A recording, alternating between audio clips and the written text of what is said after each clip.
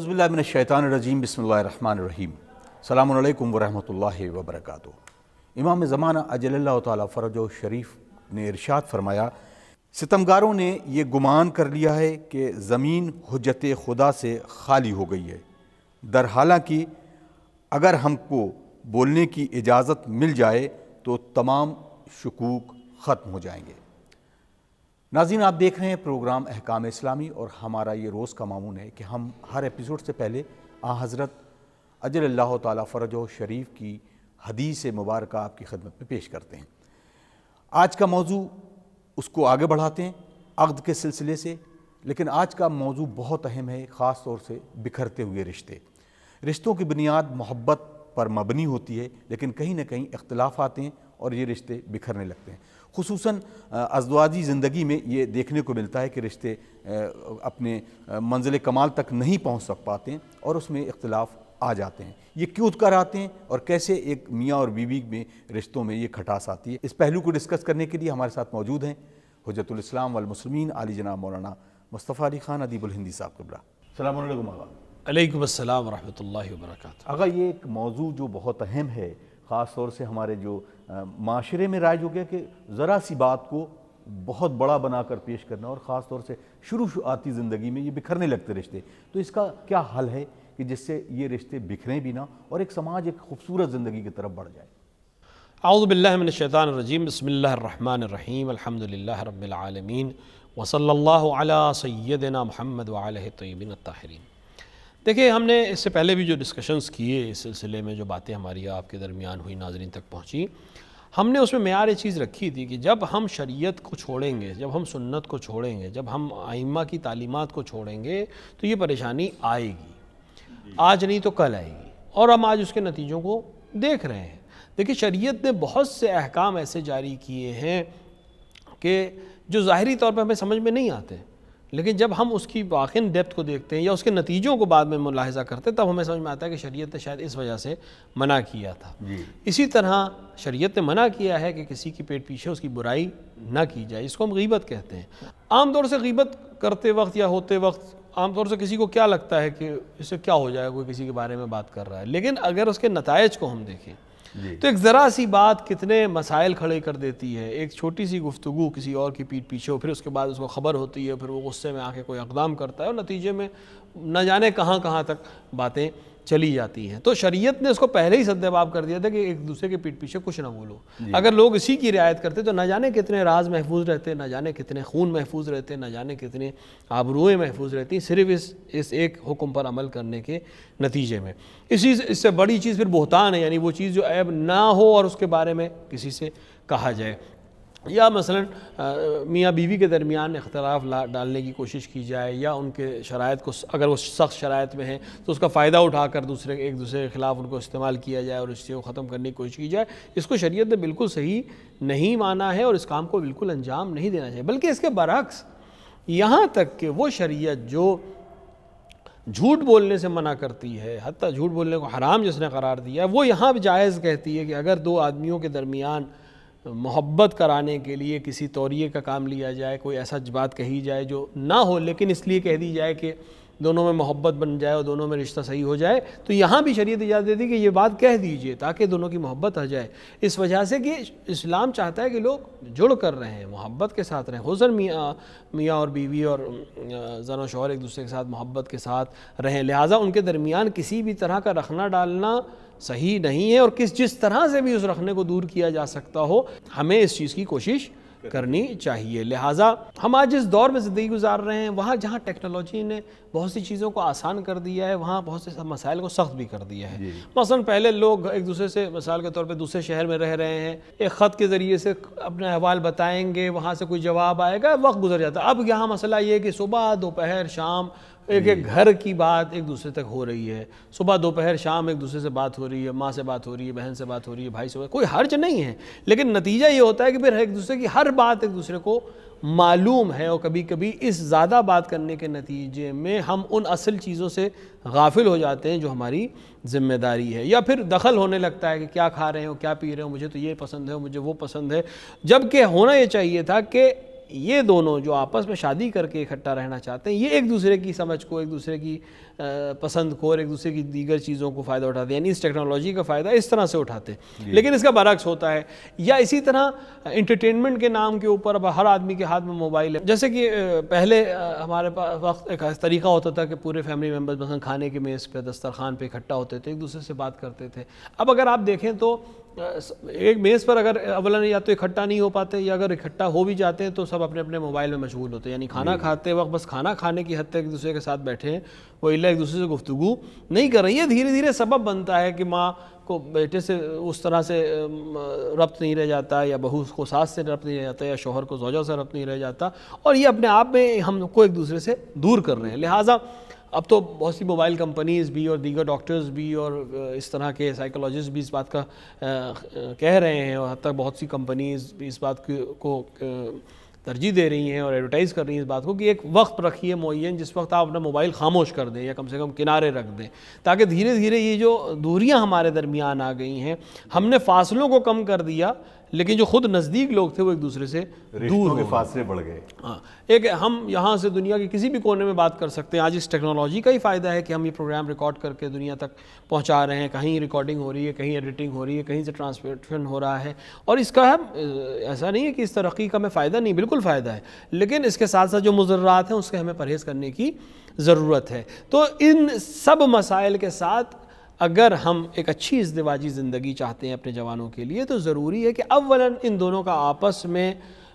بات کرنا، ایک دوسرے کو انڈرسٹینڈ کرنا بہت ضروری ہے۔ اگر ہم اس طرح سے فاصلے میں رہے کہ مثال کے طور پر صرف موبائل پہ گفتگو ہو رہی ہے اور کھانے کی ٹیبل پہ صرف ملاقات ہو رہی ہے، وہ بھی ایک حد تک بات ہو رہی ہے، تو ممکن ہے کہ بہت سے لوگ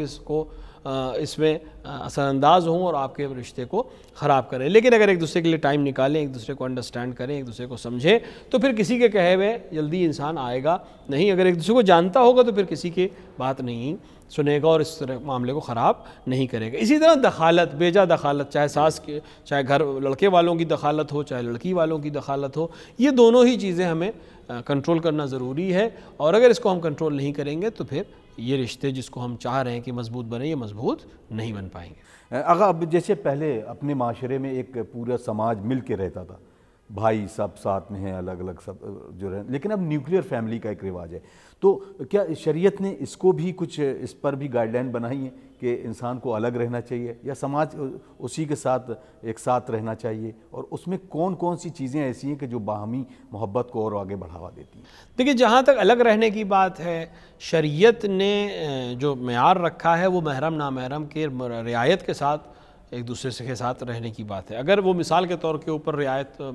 محرم و نامحرم کی رعایت ہو سکتی ہے ایک ساتھ رہ کر، ایک ساتھ رہیں، اگر الگ رہ کر ہو سکتی ہے کہ الگ پرائیویسی رہے گی، حجاب کا مسئلہ نہیں ہوگا تو الگ رہیں، کوئی حرج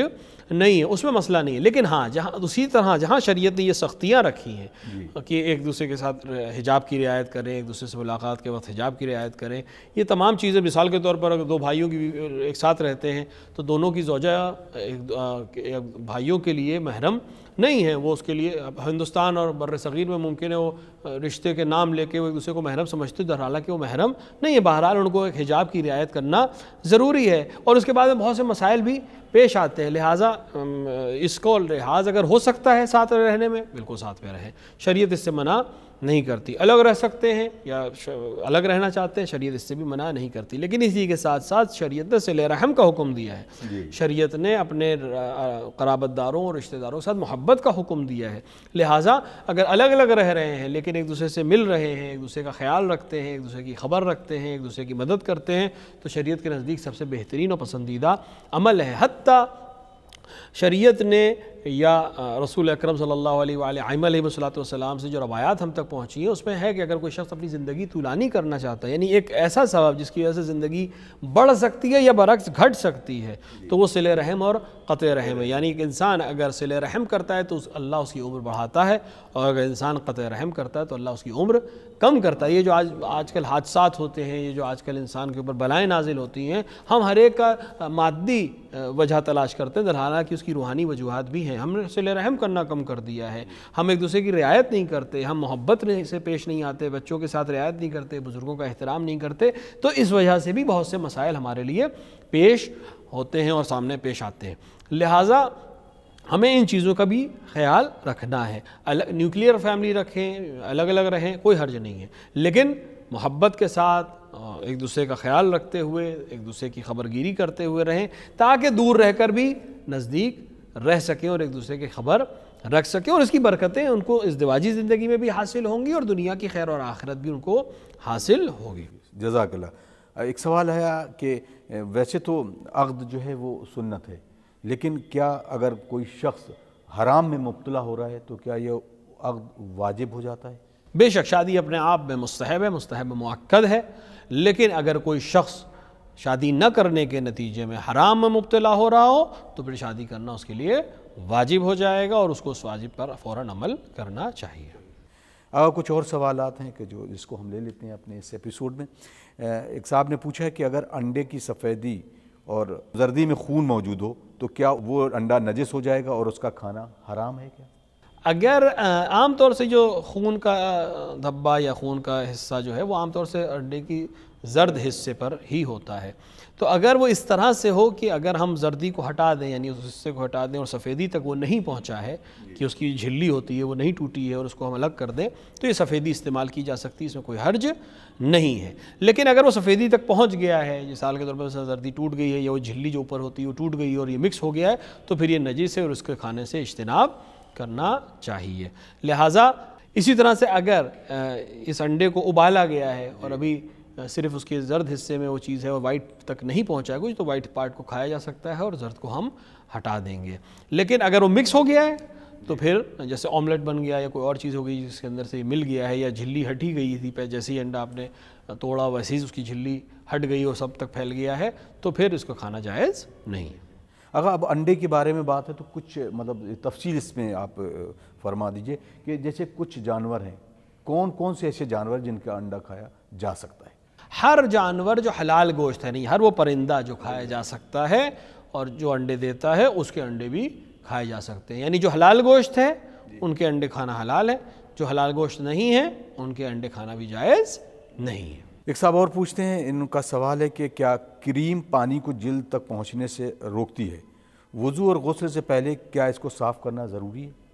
دیکھیں کیا کریم وضو اور غسل پانی کو روکتی ہے، یہ تو جواب وہ کریم استعمال کرنے والا دے پائے گا، کیونکہ ممکن ایک کریم بہت لائٹ ہو اور دوسری کریم جو ہے وہ لیئر بنا رہی ہو. لیکن عام طور سے جو کریم ہوتی ہیں وہ لیئر نہیں بناتی ہیں، وہ جلد کو چکنا ضرور کر دیتی ہیں لیکن کوئی لیئر نہیں ہوتی جس کی وجہ سے پانی جلد تک پہنچنے میں یہ کریم مانع ہو. کبھی کبھی ایسا ہوتا ہے کریم کچھ لیئر بنا دیتی ہے، اگر لیئر بنا رہی ہے اور پانی جلد تک نہیں پہنچ رہا ہے، اس کریم ہی تک رہ رہا ہے، تو پھر وضو اور غسل کے لیے اس کو ہٹانا ضروری ہو جائے گا. لیکن اگر لیئر نہیں بنا رہی ہے، وہ ڈیزالو ہو رہی ہے، ممکن اس کی وجہ سے اسکن تھوڑی سی چکنی ہو جائے، تو اس میں کوئی حرج نہیں ہے اور اس کے موجودگی میں بھی وضو اور غسل کیا جا سکتا ہے اور صحیح ہے. سر میں جو تیل وغیرہ ڈالتے ہیں اور اس کے بعد کیا ہاتھوں کا دھونا بھی ضروری ہے تاکہ آپ دست یا اس طریقے کی جو پاکیزگی کے لیے جائیں، تو وہ کیا اس کے لیے کیا ہو؟ دیکھیں جس طرح وہی عرض ہے کہ اگر جس طرح سے تیل استعمال ہو رہا ہے، اگر تیل کی چکنائی ہاتھوں میں موجود ہے تو اگر وہ اتنی زیادہ ہے کہ پانی کو روکے، جو عام طور سے نہیں ہوتی اتنی، مثال کے طور پر تیل بالکل ہاتھ مرغن ہو جائے اور پوری طرح سے ہاتھ ڈوبا ہو، یہ بہت ہی بعید ہوتا ہے. اگر اس طرح سے پھر اس کو دھونا ضروری ہے. لیکن اگر اس طرح سے نہیں ہے تو عام طور سے سر میں جب تیل انسان لگاتا ہے یا اپنے جلد پہ تیل لگاتا ہے تو اس کے ہاتھ پہ تھوڑا سی چکنائی ضرور آ جاتی ہے، لیکن وہ مانع نہیں ہوتی پانی کے پہنچنے سے. لہٰذا اگر وہ مانع نہیں ہے، رکاوٹ نہیں ہے پانی کے پہنچنے میں، تو پھر اس کو دھونے کی کوئی ضرورت نہیں ہے، صاف کرنے کی ضرورت نہیں. اس کے ہوتے ہوئے بھی پاکیزگی اور طہارت حاصل کی جا سکتی ہے، کوئی حرج نہیں ہے. جزاک اللہ. رضوان عباس مظفر پور بہار سے ان کا سوال ہے. السلام علیکم. وعلیکم السلام. کیا کافروں کے قبرستان میں مسلمان میت کو دفنایا جا سکتا ہے؟ اور وہ افراد جو کہ اہل کتاب ہیں، کیا ان کے بھی قبرستان میں ایک مسلم میت دفنائی جا سکتی ہے؟ کافروں کے قبرستان میں اگر مسلمانوں کا قبرستان موجود ہے تو اس کو مسلمانوں کے قبرستان میں ہی دفن کرنا چاہیے. اگر مسلمانوں کا قبرستان موجود نہیں ہے، کوئی ایسا علاقہ جہاں مسلمانوں کے پاس قبرستان نہیں ہے اور مجبوری میں وہاں دفن کر رہے ہیں، تو اس میں کوئی حرج نہیں ہے. لیکن جب تک امکان میں ہو تب تک ایک مومن کو ایک مسلم قبرستان میں ہی دفن کرنا چاہیے. اسی طرح کافر چاہے اہل کتاب ہوں اور چاہے غیر اہل کتاب کافر ہوں، اگر مسلمانوں کے پاس اپنا قبرستان ہے یا کوئی ایسی جگہ ہے جہاں مسلمان میت کو دفن کیا جا سکتا ہے تو پہلے وہیں دفن کیا جائے۔ لیکن اگر مجبوری ہے، کہیں اور دفن نہیں کر سکتے، قبرستان بھی نہیں ہے، تو پھر یہاں دفن کیا جا سکتا ہے، یہ اسی شرائط میں جب کوئی اور قبرستان یا کوئی اور جگہ موجود نہ ہو۔ لہٰذا اگر کسی ایسے جگہ پر اس کی دفن کرنے میں توہین ہو رہی ہو مسلمان کی یا مومن کی، تو پھر اسے منتقل حتیٰ کیا جائے کسی اور شہر میں، کسی اور جگہ جہاں مسلمانوں کا قبرستان ہو، وہاں دفن کیا جائے۔ لیکن اگر ایسا کچھ بھی امکان میں نہیں ہے اور کوئی اور وسیلہ نہیں ہے تو پھر جہاں بھی ممکن ہے وہاں دفن کرنے میں کوئی حرج نہیں ہے۔ سمر عباس لکھتے ہیں کہ السلام علیکم آغا، جب قرآن کی تلاوت کے ٹائم وہ سورے کہ جس میں سجدہ واجب ہے، کیا کسی نابالغ کے لیے بھی یہ سجدہ واجب ہے یا اس کو؟ نہیں، نابالغ کے لیے چونکہ حکم شرعی ہے ہی نہیں۔ حکم شرعی تبھی مرتب ہوتا ہے جب انسان بالغ ہو اور انسان عاقل ہو۔ شریعت کے حکم کو مرتب ہونے کے لیے، تکلیف آنے کے لیے، کسی حکم کے اوپر اس کو عمل کرنے کے لیے ضروری ہے کہ شخص بالغ اور عاقل ہو۔ لہٰذا اگر دیوانے کے سامنے قرآن پڑھا جا رہا ہو، اس آیت کی تلاوت کی جائے جس میں سجدہ واجب ہے، یا ایک بچے کے سامنے پڑھا جا رہا ہو اور وہ آیت کی تلاوت کی جائے جس میں سجدہ واجب ہے، تو اس کے اوپر ایسا حکم انجام دینا ضروری، یعنی اس کے لیے فوراً سجدے میں جانا ضروری نہیں ہے اور اس پر سجدہ واجب نہیں ہے۔ ایک اور صاحب کا سوال ہے، کیا سمندری کیکڑے اور سمندری گھونگھوں کو کھانا حلال ہے؟ کیکڑوں کا کھانا جائز نہیں ہے، صرف سمندری جانوروں میں صرف وہ مچھلیاں جن میں سفنے موجود ہوں، یا یہ جو دو اور چیزیں جو ہمارے پاس کھانا جائز، جس کو نص خاص کے ذریعے سے جائز کیا گیا ہے، وہ پرانز ہیں۔ پرانز کو کھایا جا سکتا ہے، جس کو ہم اپنی اصطلاح میں جھینگا کہتے ہیں، اس کو کھایا جا سکتا ہے، اس میں کوئی حرج نہیں ہے۔ اور شرمز کھائے جا سکتے ہیں جو اسی کی ایک اور قسم ہے، تو شرمز اور پرانز کھائے جا سکتے ہیں۔ اس کے علاوہ کسی اور چیز کی شریعت نے اجازت نہیں دی ہے، اور مچھلیوں میں وہ مچھلیاں جن پر سفنے پائے جاتے ہوں وہی کھائے جا سکتے ہیں۔ اگر ایک اور سوال ہے کہ وہ جو جانور درندے ہیں ان کی کھال کو استعمال کرنا کیسا ہے؟ درندے جو عام طور سے حرام گوشت جانور ہیں، ان کی کھال کو اگر مثال کے طور پر لباس کے لیے یا ان کی لیدر کے لیے استعمال کرنے کے لیے، گرمی سے ٹھنڈک سے بچنے کے لیے یا دیگر چیزوں کے استعمال کے لیے استعمال کرنے کا طریقہ یہ کہ پھر ان کو شرعی طریقے سے ذبح کیا جائے گا، ان کا گوشت حلال نہیں ہوگا، لیکن ان کی کھال استعمال کی جا سکتی ہے، لیکن پھر بھی نماز میں اس سے اجتناب کرنا چاہیے۔ باقی چیزوں میں کوئی حرج نہیں ہے، اس کو استعمال کر سکتے ہیں، اس میں گھر پہ بھی استعمال رکھ سکتے ہیں، کوئی حرج نہیں ہے۔ آقا بہت بہت شکریہ، اور انشاءاللہ اگلے ایپیسوڈ میں پھر ملاقات ہوتی۔ ناظرین، آپ دیکھ رہے ہیں پروگرام احکام اسلامی اور آپ کے سوالوں کا سلسلہ جاری ہے۔ بحمداللہ یہ سفر یوں ہی جاری رہے گا اگر آپ کے سوال ہم تک پہنچتے رہیں گے۔ امید کرتے ہیں کہ یہ سلسلہ آگے بھی چلتا رہے گا۔ اگلے ایپیسوڈ تک کے لیے ہمیں اجازت دیجیے، پھر ملاقات ہوتی ہے۔ والسلام علیکم ورحمۃ اللہ وبرکاتہ۔